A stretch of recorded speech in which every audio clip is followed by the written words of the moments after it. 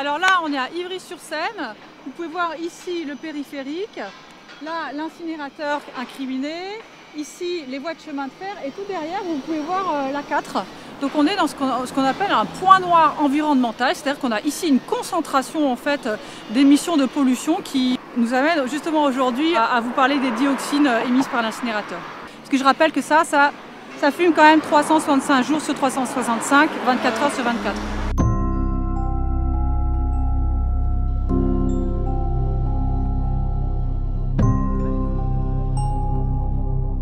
Est-ce qu'on a plus de problèmes de santé ici qu'ailleurs? On aimerait bien le savoir. Ça fait 25 ans que j'habite ici et régulièrement la nuit, je suis réveillée par un sentiment de quelque chose de âcre dans la gorge. Et je me dis que c'est pas normal. Moi je pense à la poussière que j'ai chez moi parce que j'ai beaucoup de poussière.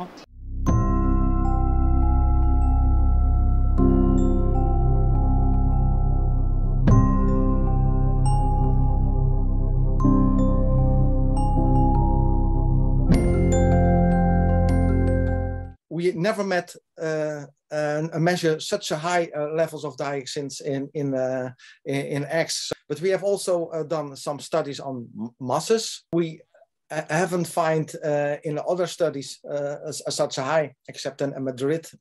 We find also this kind of high levels.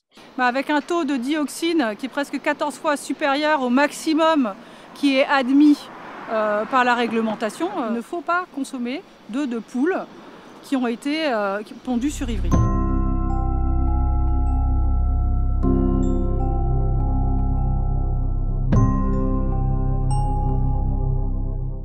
Moi, je ne peux pas vous signer le fait que c'est l'incinérateur qui a pollué l'œuf. Ce que dit ToxicoWatch, c'est que c'est probablement vraisemblable parce que les congénères des dioxines qui ont été observés sont proches de ceux qui sont observés dans les autres incinérateurs d'Europe et notamment un incinérateur en particulier au Danemark. Et pour l'instant, on n'a pas une certitude scientifique avec le rapport de ToxicoWatch, on a des présomptions. Donc ce qu'on demande en fait, c'est qu'il y ait des études complémentaires qui soient vraiment faites et entreprises par les pouvoirs publics, par les autorités sanitaires. Chaque fois que je vois une famille avec des petits-enfants qui arrivent dans Ivry, je me dis je ferais sans doute pas ça si j'avais leur âge. D'ailleurs, le Sictom lui-même le dit, ce n'est pas de la vapeur d'eau. Il faut arrêter de se convaincre collectivement et dans le déni.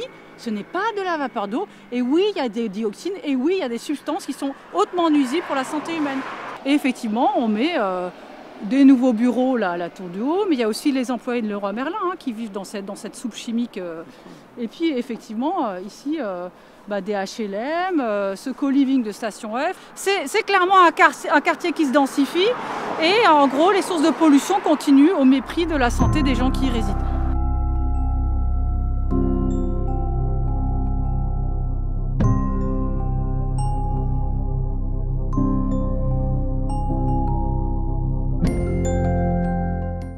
En Ile-de-France, on incinère encore plus de 80% des déchets et on sait que demain, en fait, l'objectif est de recycler 55%. Le combat de fond de l'association, c'est demander une décroissance réaliste, progressive de la gestion des déchets et donc sortir du toute incinération.